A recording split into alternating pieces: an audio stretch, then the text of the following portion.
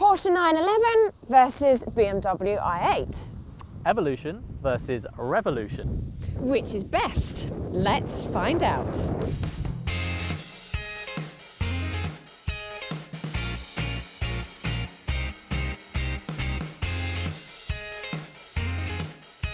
Starting then with the 911. It's rear-engined just like the original from the 1960s, which helps to give it a character like no other. It also improves traction coming out of the bends, has a purer feel to the steering and improves cabin space. The Targa model that we're testing today has this elaborate and impressive folding roof, which stows away in about 20 seconds. This is the Targa 4, so it's fitted with a 3.4 litre flat 6 engine, pushing out 350 brake horsepower, which does 0 to 60 in 5.2 seconds, and has a top speed of 175 miles an hour. Another great thing about a 911 is you get these 2 rear seats, even complete with Isofix. I'm sorry, Miss Jackson, but my BMW has rear seats too. And if I can get myself out, I will tell you a bit more about the rest of the car. Now, unlike the 911, which has so much history and heritage, the i8 is an all-new concept. It uses an aluminium chassis and a carbon fibre reinforced plastic passenger cell. Under the middle here is the petrol engine driving the rear wheels, but it's in the front that things start to get very clever indeed. Because the petrol engine isn't some great V8, but instead a 1.5 litre 3-cylinder, it needs a little help, and that comes from an electric motor mounted under the bonnet and driving the front wheels.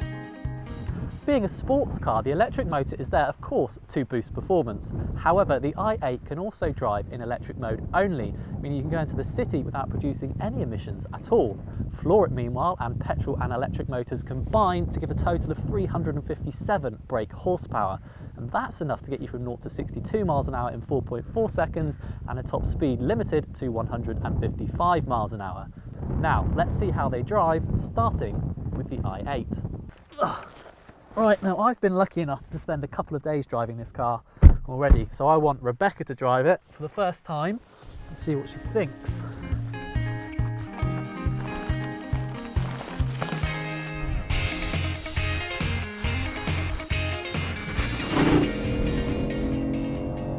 Now, I wasn't expecting it to sound that nice when you put your foot down. 3-cylinder engine, it's a mini engine. Amazing, isn't it? And that is because it's artificial, basically. BMW pipes sound through the car's stereo, but it really works. It really does give you the impression that it's a much bigger engine than it actually is. It's got that instant torque that just is endless. Yeah, it's actually the starter motor. It's an electric starter motor, but actually it's not just a starter motor. It also gives a little boost. I think it's about 20 horsepower, so it fills in the gaps of torque in the petrol engine, which is another example of just how much BMW's thought about this hybrid. It's just so clever. So what do you think, compared to what you thought the i8 was going to be like? I didn't know what to expect, really. It's quite computer game-ish in terms of the dash, the noises, etc. But it's that instant torque that's quite addictive. It's exciting, isn't it? It is exciting. So yeah, we like. Yes, we do like. We like. We like a lot. The question is, will we like the 911 as much?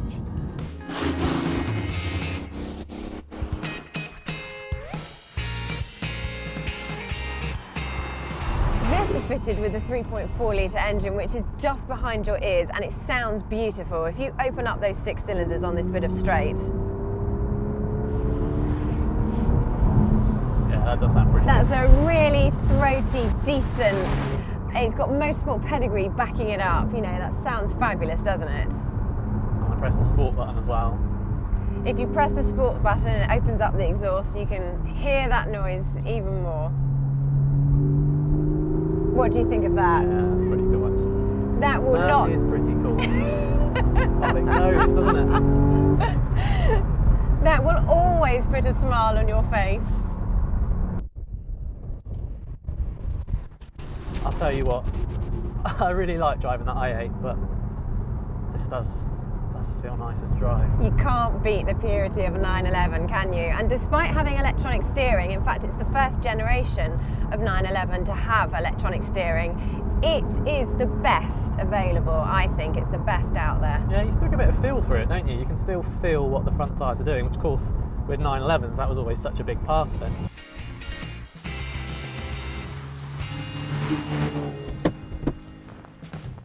Right, that's the fun bit over with, so let's move on to the very serious business of affordability, because although these are top-end sports cars, it's still really important.